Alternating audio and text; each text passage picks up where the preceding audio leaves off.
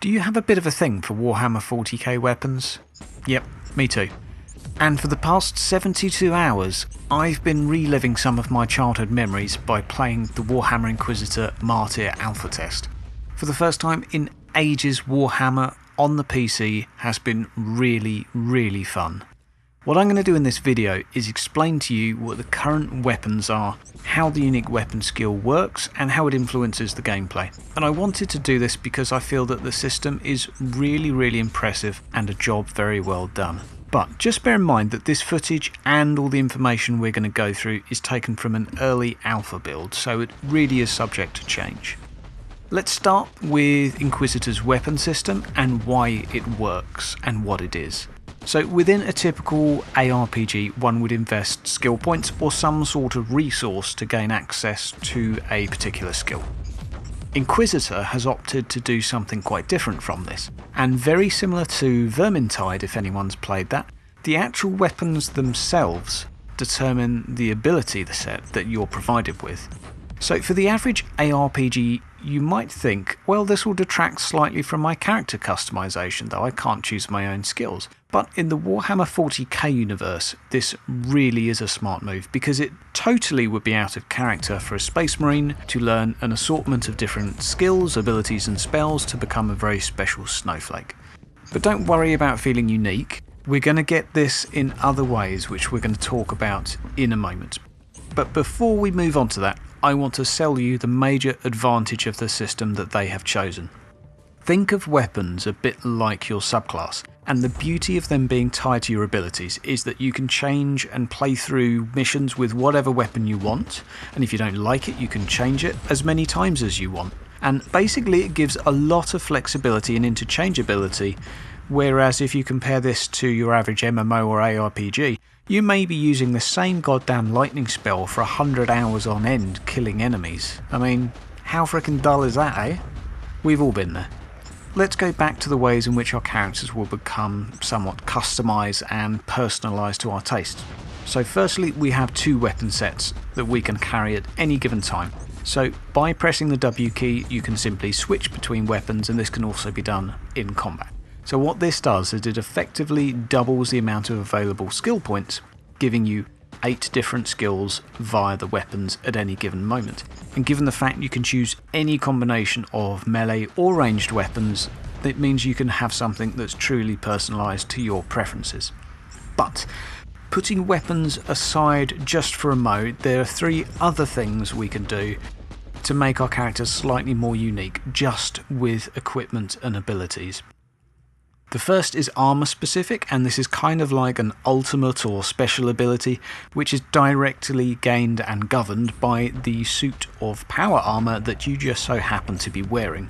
So thus far we've got a jetpack which lets us leap, a missile salvo which does what it says on the tin, and we can call in a deep strike turret, and up to 3 of them I think at any given time. So all 3 of these are completely unique. I think you can bet your bottom dollar that there's going to be a lot more variety in the final product. So this is a really nice touch, and as well as that they have completely different aesthetics, and again very nice touch. Very happy with that. It's going to be great, just great. Then we have our grenade slot, which is associated and attached to our belt, obviously, because that's where everyone keeps their grenades, tucked under their belt. So thus far we have seen frag and flash, so damage and stun, but I think it's safe to say that there will be some form of incendiary, probably plasma and other things, vortex, who knows, coming across our way. Excited to see what else comes out of here, but again, this is another ability where you get to make some choice, and yet it's quite lore acceptable for the Warhammer universe, which is nice to see. These guys really haven't done anything that will anger the Warhammer tryhards.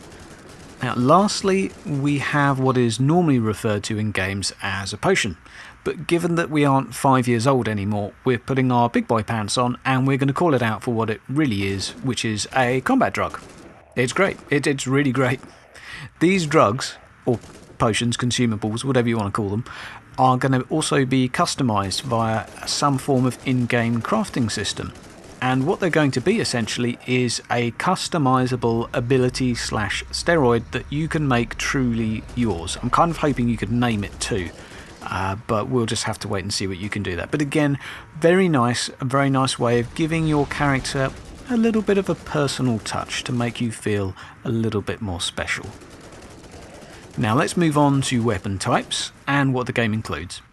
The basic ranged weapon types follow the same sort of categories that the tabletop does. That is to say, we have bolters, plasma guns, auto guns, shotguns, las guns, melter guns, flamers, and probably a whole load more that haven't been added yet or might be associated with some of the other two character classes. Then to add more to the variety, we have a variation of weapon sizes. That's not to say they come in different lengths, don't get excited, but let's take a bolter for example. We've got a bolt pistol, a bolt gun and a heavy bolter. So 3 different bolter weapons, all completely different and with their own unique skills. Yeah, that's right. You also heard me, you can wield heavy freaking weapons in this. Really goddamn cool, really exciting. And then we've got the melee weapons. We've also got all the power weapons that one would expect, and a chainsword, a power axe, power hammer, power shield, power mace, lots of power stuff. And basically anything that you could want to keep a Warhammer fan quite happy. And again, they've all got their unique skills and traits, so they're all somewhat unique. Really exciting. Now these weapons also have a rarity system, which is much like any other ARPG, which uses colours to denote the quality and status of a weapon, and the quality also seems to provide certain bonuses, so it's nice they found a way to make some variation in weapon stats, but keeping things again lore friendly. Very important for us, lore friendly. Now, given the fact that there's going to be gear, we can expect to be motivated to grind and work for said gear, which is where the majority of hours invested into ARPGs are often spent. Now, given the variety of features they've discussed for the final game, however, I don't think we're going to be spending as much time grinding for gear as we are doing more interesting things. I don't think they're going to go down the sort of Diablo-esque route where one might spend 200 hours just trying to find your perfect goddamn necklace. I don't think we can expect that sort of grind from this, but there is loot in place and clearly we're going to have to do something to work for it. So I'm actually excited for this, I'm looking forward to this. The gear again is all lore friendly, and gearing up a character as part of an RPG. Super excited for it, really cool. What we're going to do now is I'm going to talk to you about the weapon system, and I'm going to take one weapon in particular. We're going to talk through the 4 abilities and what they do. Here I have a heavy bolter. We're going to start off with a left click, show you what it does. As you can see, it's a constant stream of deadly fire. What we do is we continually unload our clip and gradually the fire rate increases. It does reset when you change targets, but what you can do is hold the shift key and this allows you to focus fire. So now I can keep my finger on and we can unload the entire clip. Really good for short range, but what you'll notice, the damage spread is quite poor. So if anything isn't right in your face, it's not really the ideal to use. So obviously melee units, this is the thing to use. If they're ranged units, this isn't. Next we're going to look at right click, and what that does is kind of the opposite. This is the long range ability. There's no increase in terms of fire rate, but what it does is it slowly gets more and more accurate over time. So as you can see, we're hitting fairly reliably when we're not shooting the ones in cover, and the ones further away die a lot quicker than if I was using my left click ability. Now we have our number 1, our numeric 1, so this is good. Ah, perfect, we have some melee units. This allows us to backpedal slowly while shooting. Handy against melee units, but you know what? This is taking forever. There's too many of them. What we'll do, we'll press R to reload, we'll step back a little bit, and we'll use our 2 ability. What this does is apply higher suppression, and there is a 3-meter blast radius per round. So basically, just like you would expect, blast radius, this is an AoE ability. It's not built for single target, this is just for taking lots of lightly armoured units down rather quickly. And that basically concludes my heavy bolter. Pretty cool, eh?